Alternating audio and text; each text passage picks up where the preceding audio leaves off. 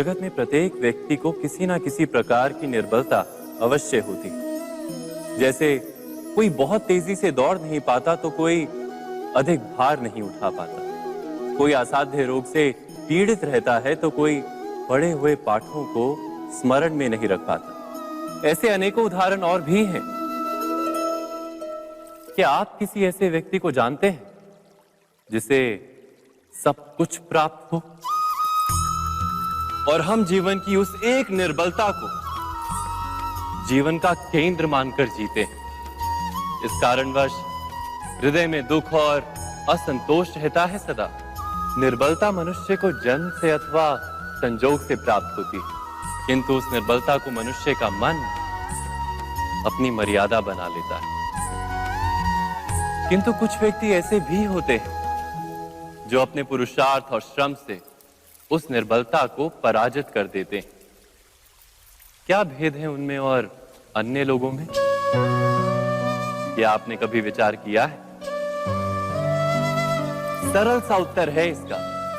जो व्यक्ति निर्बलता से पराजित नहीं होता, जो पुरुषार्थ करने का साहस रखता है हृदय में, वो निर्बलता को पार कर जाता है। अर्थात निर्बलता अवश्य ईश्वर देता है, किंतु मर्यादा मनुष्य का मन ही निर्मित करता है। स्वयं विचार कीजिए।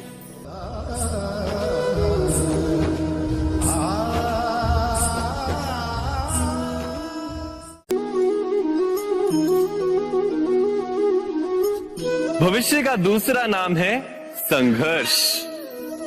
हृदय में आज इच्छा होती है और यदि पूर्ण नहीं हो पाती तो हृदय भविष्य की योजना बनाता है। भविष्य में इच्छा पूर्ण होगी ऐसी कल्पना करता रहता है, किंतु जीवन ना तो भविष्य में है ना अतीत में। जीवन तो इस क्षण का नाम है, अर्थात इस क्षण का अनुभव ही जीवन का अनुभव। पर हम ये जानते हुए भी इतना सा सत्य समझ नहीं पाते। या तो हम बीते हुए समय के स्मरणों को घेर कर बैठे रहते हैं, या फिर आने वाले समय के लिए हम योजनाएं बनाते रहते हैं और जीवन जीवन बीत जाता है। एक सत्य यदि हम हृदय में उतार लें कि ना हम भविष्य देख सकते हैं, ना ही भविष्य निर्मित कर सकते हैं, हम तो केवल धैर्य और साहस के साथ भविष्य को आलिंगन दे सकते हैं, स्वागत कर सकते हैं भविष्य का। तो क्या जीवन का हर पल जीवन से नहीं भर जाएगा? स्वयं विचार कीजिए।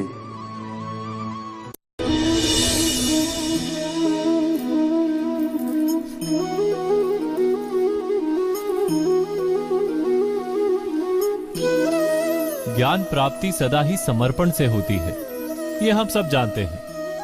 किंतु समर्पण का वास्तविक महत्व क्या है? क्या हमने कभी विचार किया? मनुष्य का मन सदा ही ज्ञान प्राप्ति में विभिन्न बाधाओं को उत्पन्न करता है। कभी किसी अन्य विद्यार्थी से ईर्ष्या हो जाती है, कभी पढ़ाए हुए पाठों पर संदेह जन्मता है और कभी गुरु द्वारा दिया गया दंड मन को अहंकार से भर देता है। नहीं, क्या ऐसा नहीं होता? न जाने कैसे कैसे विचार मन को भटकाते हैं और मन की इसी अयोग्य स्थिति के कारण हम ज्ञान प्राप्त नहीं कर पाते। मन की योग्य स्थिति केवल समर्पण से निर्मित होती है। समर्पण मनुष्य के अहंकार का नाश करता है। ईर्ष्या, महत्वाकांक्षा आदि भावनाओं को दूर कर हृदय को शांत करता है और मन को एकाग्र करता है। वास्तव में ईश्वर की सृष्टि में ना ज्ञान की मर्यादा है, ना ज्ञानियों की। गुरु दत्तात्रेय ने तो गाय और श्वान से भी ज्ञान प्राप्त कर लिया था। अर्थात विषय ब्रह्म ज्ञान का हो या जीवन के ज्ञान का या गुरुकुल में प्राप्त होने वाले ज्ञान का, उसकी प्राप्ति के लिए गुरु से अधिक महत्व है उस गुरु के प्रति हमारा समर्पण। क्या ये सत्य नहीं?